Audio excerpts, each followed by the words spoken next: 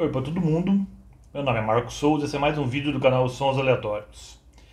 Hoje eu trago aqui um álbum que por alguns é considerado o início do rock progressivo, para outros seria um pré-rock progressivo, é um álbum que lançou as bases, mas não é exatamente um álbum progressivo, mas o que importa é que é um excelente álbum.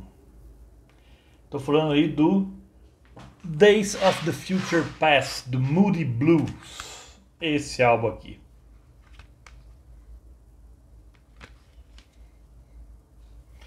Essa edição aqui é caprichada também. É uma edição, um CD simples, porém vem com algumas faixas bônus interessantes, porém poderia ser melhor, como eu vou comentar ao longo do vídeo.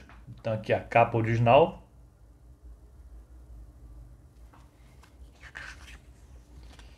E temos aqui notas de rodapé em profusão. E algumas fotos interessantes da banda também. Não temos encarte com letras, infelizmente.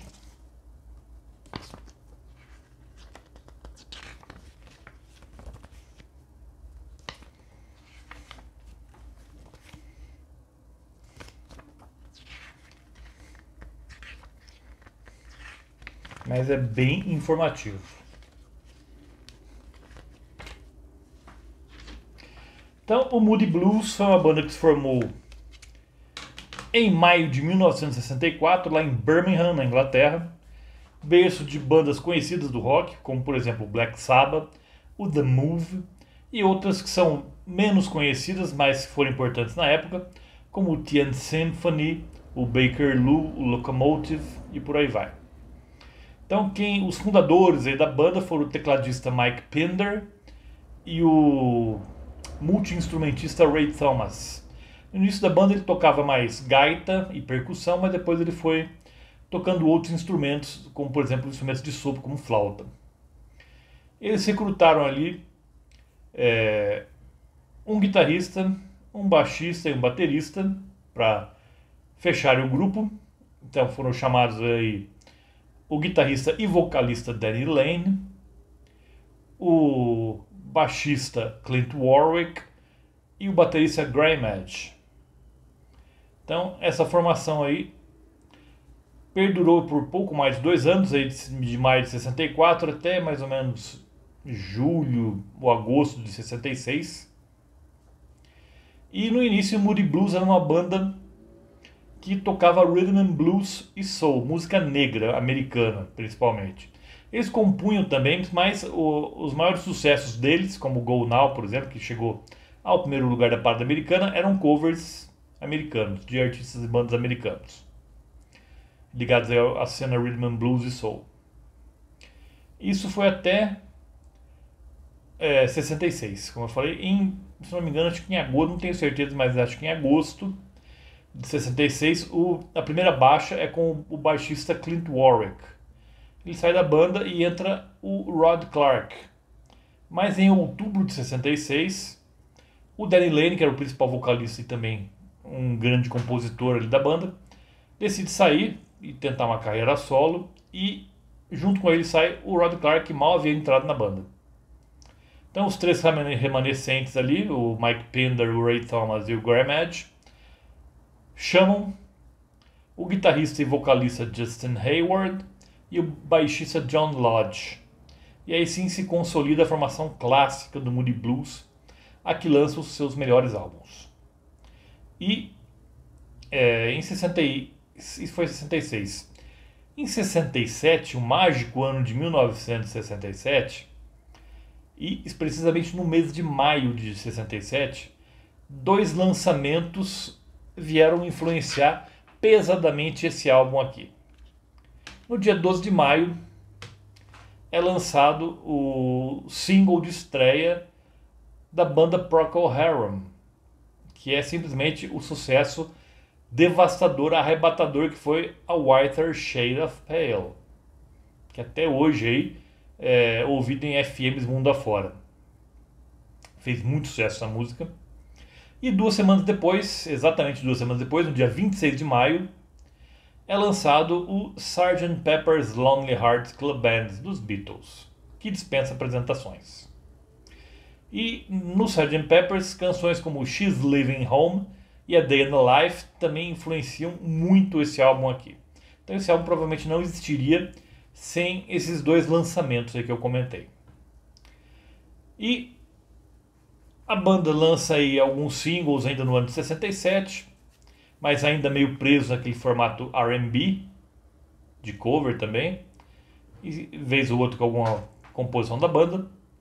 Mas logo eles percebem que sem o Danny Lane isso não ia dar muito certo. E resolvem ser mais autorais e fazer um som mais experimental, mais distantes ali do beat do pop britânico, encharcado ali de R&B, soul e funk. Para ter uma ideia, até cover de James Brown eles fizeram naquelas Priscas eras. E o resultado veio aí em novembro de 1967, justamente Days of the Future Past.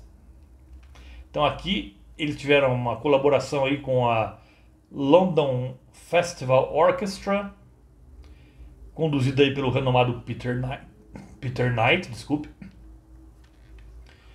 Então a qualidade musical subiu demais. Não que eles não eram competentes no que eles faziam anteriormente. Eles eram, tem boas canções sim. Mas aqui o salto é quântico. Então temos aqui um álbum meio que conceitual. Talvez o primeiro. Não sei se é o primeiro mesmo. Não sei quando saiu Story of the Simon Path do Nirvana britânico. Mas é um dos primeiros. Então aqui são aqui 7 canções, sendo que 2 tem parte A e parte B, que retratam um dia inteiro. Então começa no nascer do dia e vai até o final da madrugada. Então temos aqui The Day Begins, com orquestrações aí exuberantes da London Festival Orchestra, e um poema ali lido pelo Graham Eddy, se não me engano, o Mike Pinder, desculpe. Depois vem a primeira faixa, Dawn is a Feeling, que pega aqui Dawn, a aurora, o começo do dia. Uma música melancólica, uma música mais reflexiva e muito bonita. Também é bonita de doer, essa Dawn is a Feeling aqui. Depois temos The Morning, Another Morning. Então, retratando o período da manhã, como está no próprio título. Aqui é uma música mais lúdica. É uma música ali que tem elementos até meio que de cabaré, meio infantis até. Mas é interessante, eu gosto. Tem tudo a ver com o contexto do álbum. Depois vem Lunch Break, Peak Hour. Aqui é uma música mais psicodélica. Como em 67 foi o auge da psicodelia no Reino Unido. Então aqui não poderia deixar de ser, eles também foram influenciados pela psicodelia, com certeza. Depois temos a parte da tarde, The Afternoon, que tem aí a parte A e parte B. 2 canções aí em uma.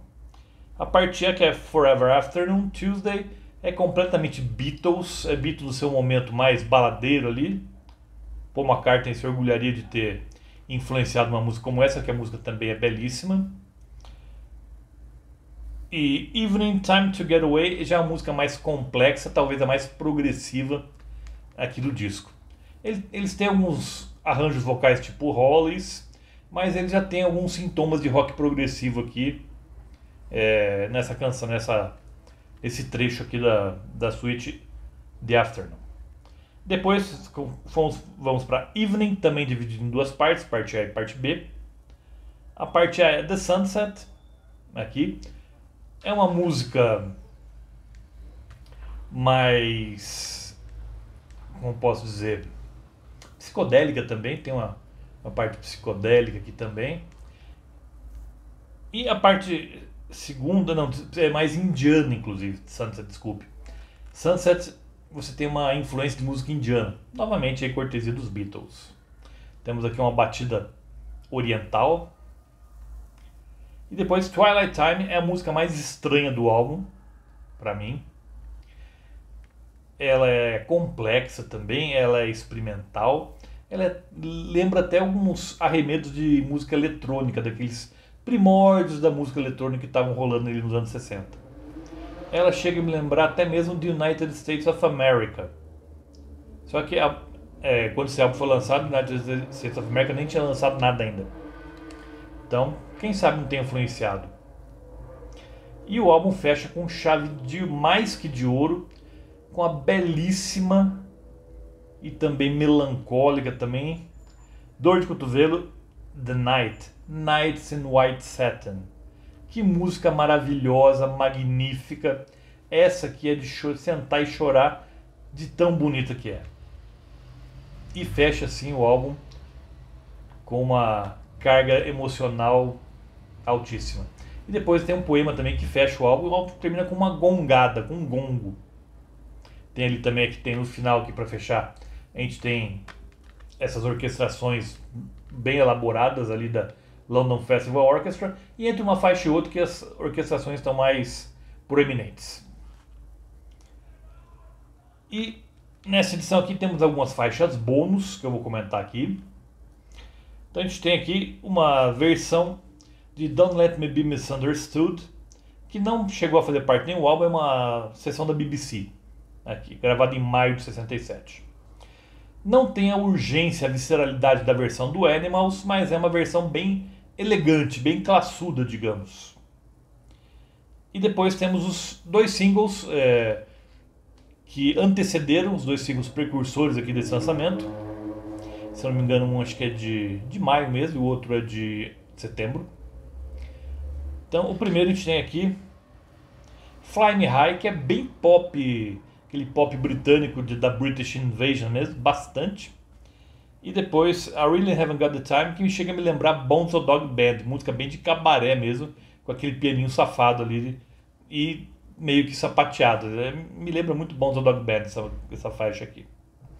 E o outro single que realmente precedeu esse lançamento aqui é Love and Beauty. Aqui já é uma música meio híbrida e muito interessante. Ela parece captar o momento em que Moody Blues abandona as raízes deles de rhythm blues, de soul e música negra americana em geral, e abraça o progressivo psicodélico que estava nascendo ali.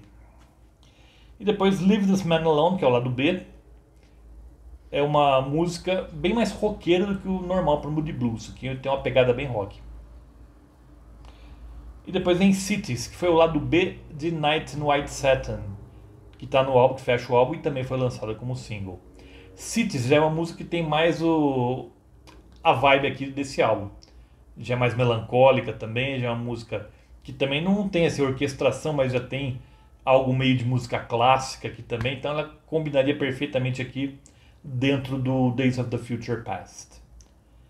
E temos aqui 4 versões alternativas de canções que estão no álbum, que é a Afternoon, a Tuesday Afternoon, Down is a Feeling, The Sunset e Twilight Time.